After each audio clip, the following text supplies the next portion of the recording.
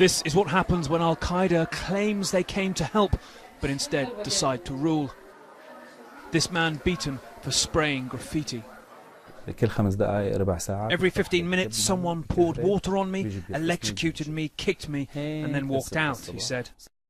He was dragged from the city streets of Raqqa into this church that Al-Qaeda had torched and marked as their base. They tortured many.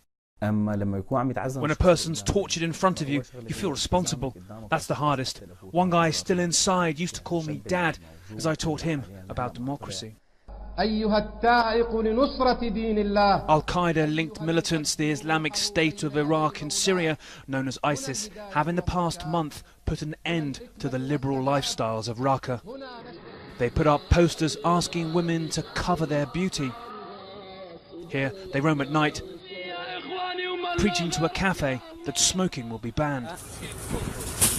By day, they burn confiscated cigarettes. Life looks normal, even though just filming it could get you flogged. But look closer, women's rights are vanishing.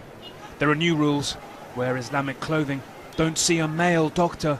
Don't leave home without a male relative. They're closing hair salons. Women can't go out at certain times. They spat on one girl for disobedience.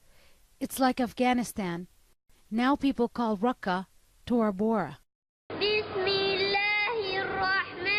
This Islamist school indoctrinates Raqqa's youngest, the first steps of an Islamist caliphate unimaginable in Syria just months ago. At the weekend, one nearby town awoke to signs saying thieves would have their hands cut off. ISIS has, in this graphic video filmed by activists, their own form of justice. In May, ISIS swept in, their brutality against these alleged regime thugs an antidote to the weak and chaotic rebels. You can hear the crowd's fury for blood revenge here, the hole in society Al-Qaeda slipped into. But soon, ISIS's heavy hand sparked protests. They began arresting other rebels who didn't agree with them, like this girl's father.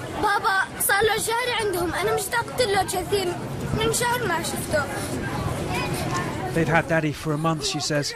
I miss him very much. Today, locals complain using graffiti. They don't dare protest and only dare film this at night. The revolution sprang to life because the regime tortured boys for graffiti. Now, Al-Qaeda does the same, and many wonder if the revolution itself is dead.